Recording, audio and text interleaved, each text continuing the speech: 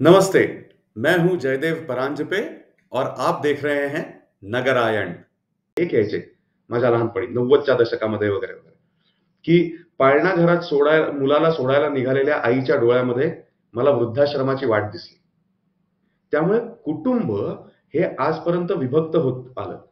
Hindu undivided family हा इतका घाणेरडा शब्द आहे. Listen dude, it is family.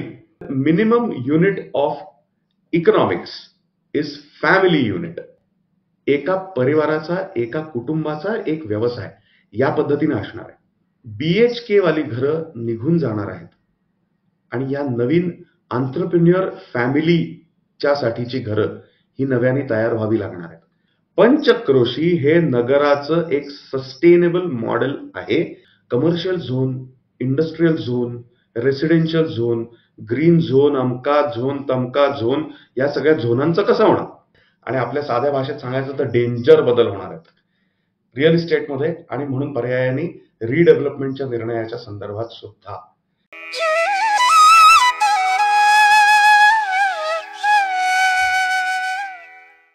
तस्मै श्री गुरवे नमः.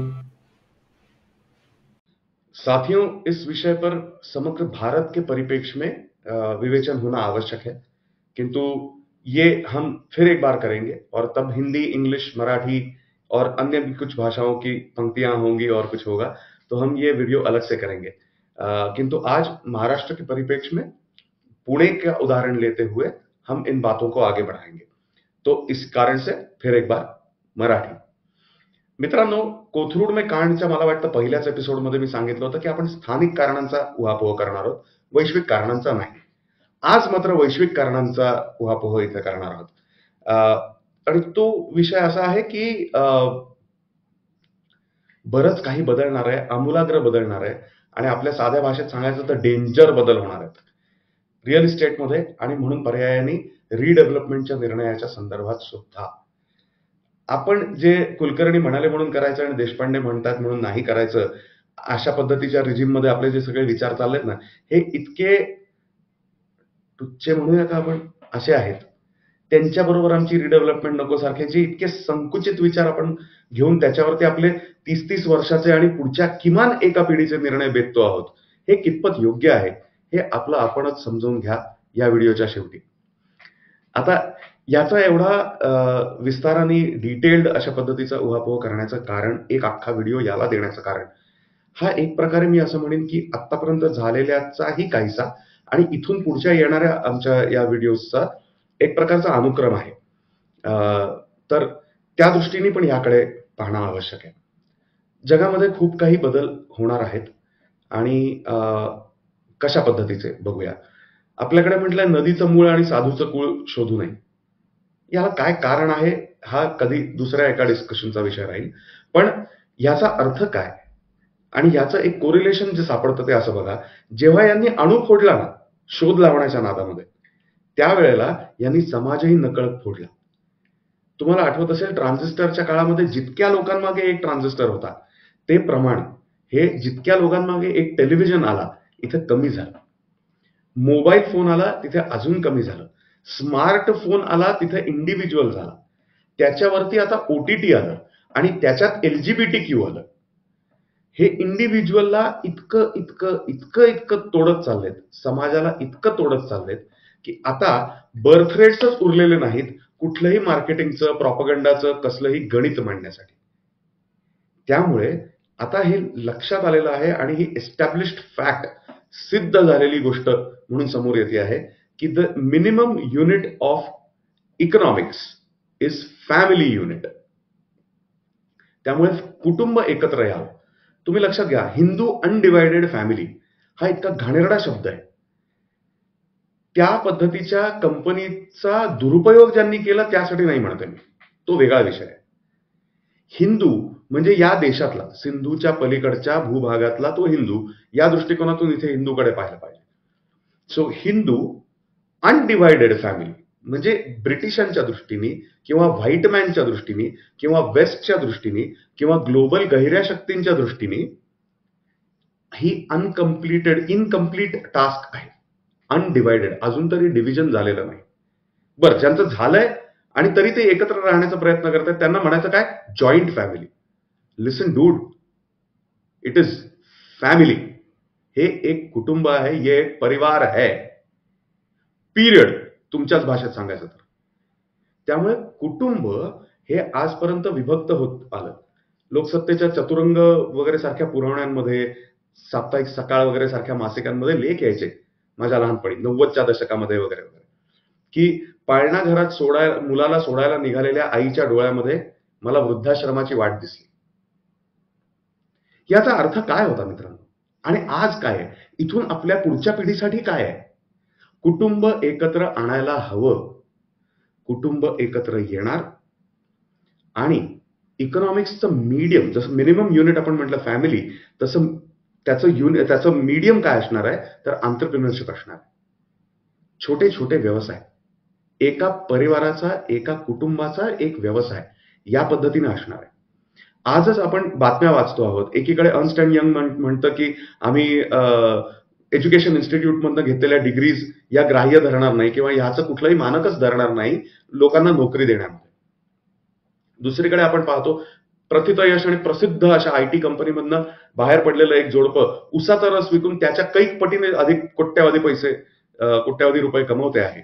आणि अशा पद्धतीने एंटरप्रेन्युअर्स, स्टार्टअप्स या सगळ्यांना प्रोत्साहन मिळत चाललेलं आहे. सो परिस्थिती ऑलरेडी त्या दिशेने बदलते आहे. त्यामुळे हा तर्क चॅलेंज करण्याचा काही प्रश्न नाही. राहिला प्रश्न टाइमलाईनचा. तर ती टाइमलाईन मित्रांनो 2027 ते 2030 यामध्ये या सगळ्या गोष्टींचं, ह्या सगळ्या बदललेल्या परिस्थितीच्या उदाहरणांचं प्राबल्य आणि प्रमाण हे तुम्ही वाढलेलं पाहणार आहात. BHK वाली घरं निघून जाणार आहेत आणि या नवीन एंटरप्रेन्युअर फॅमिलीच्या साठीची घरं ही नव्याने तयार व्हावी लागणार आहेत. हा झाला कॉन्फिगरेशन्स मधला बदल रिअल इस्टेट, रेसिडेन्शियल रिअल इस्टेटच्या संदर्भात. कमर्शियल रिअल इस्टेटचं काय होणार? कमर्शियल रिअल इस्टेट कडे दोन भागामध्ये पाहता येईल आपल्याला. एक, अशी कमर्शियल रिअल इस्टेट जी मोठ्या उद्योगांसाठीच आहे, ती बिल्ड टू सूट आणि REIT याच्या कोलॅबोरेशननी किंवा याच्या जक्स्टापोजिंगनी एका विशिष्ट नवीन पद्धतीने तयार होऊ लागेल.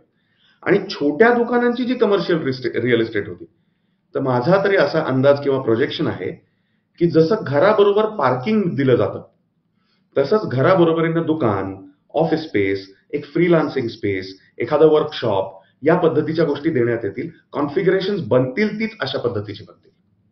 So residential real estate, commercial real estate याच्यामध्ये होणारे हे बदल आपण अधिक विस्ताराने येणाऱ्या काही एपिसोड्समध्ये अवश्य पाहणार आहोत. किंबहुना नगरायणच्या या संपूर्ण उपक्रमाचा हा एक खूप मोठा उद्देश आहे. या व्यतिरिक्त एक मुद्दा अजून राहतो मित्रांनो, नगर रचना. कारण ही घरं या पद्धतीने बदलणार म्हणजे मग कसं होणार?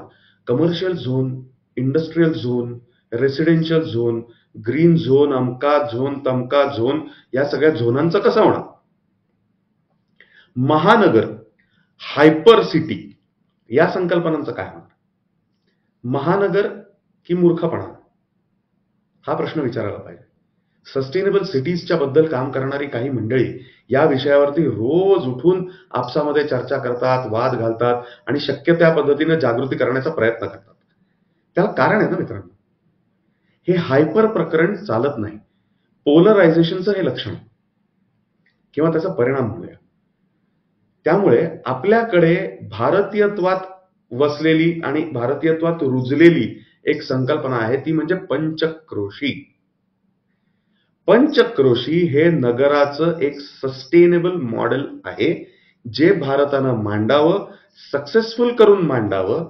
त्या योगे 2047 मध्ये विकसित भारत व्हावं आणि ते मॉडेल प्रेझेंट करून इतरांना इम्प्लिमेंट करायला मदत करताना आपोआप विश्वगुरु पदाला जावं. मी भक्त नाही, पण मला तर्क कळतो. तुम्ही माझ्याशी सहमत असाल तर या व्हिडिओला लाईक करा आणि चॅनललाही सबस्क्राईब करा, म्हणजे तुम्हाला पुढचे व्हिडिओज बघायला मजा येईल. आणि त्या व्यतिरिक्त हा व्हिडिओ समविचारी मंडळींमध्ये आणि ज्यांना विचारांमध्ये शुद्धीची आवश्यकता आहे अशाही लोकांमध्ये आवर्जून शेअर करा. ठीक आहे. सो तुम्हाला हे लक्षात येईल की नगर रचना जी आहे ती अनेक पंचक्रोशींचा एक कोश किंवा एक शेल किंवा एक कॉंग्लोमरेट अशा पद्धतीने मॅनेज होईल इथून पुढे. पुण्याचंही तेच होणार आहे. पीएमआरडीएच्या पलीकडे असलेला काही प्रमाणामध्ये हा आउटर रिंग रोड जो आहे त्याच्याही बाहेरच्या बाजूचा काही भाग हा पुण्यामध्ये येणार आहे. पण म्हणजे अशा 23 ग्रामपंचायती आल्या तसं येणार आहे का? नाही. आणि या 23 ग्रामपंचायती आल्या या आपल्यावरती बर्डन म्हणून आल्या का? अ, अ, होईल क्लिअर. होईल क्लिअर. पुढचे व्हिडिओज आवर्जून बघा. त्याच्यामध्ये अजून अधिक विस्ताराने ही माहिती मी देणार आहे. बरं, दरम्यान ते हॅपी कॉलनीवरचं आपलं काम सुरूच आहे आणि रिडेव्हलपमेंटच्या संदर्भात तुमच्या सोसायटीच्या समस्या किंवा अशा कुठल्याही गोष्टी घेऊन तुम्ही आमच्याशी संपर्क साधू शकता. व्हॉट्सॲपवरती नंबर आहे 9975063139.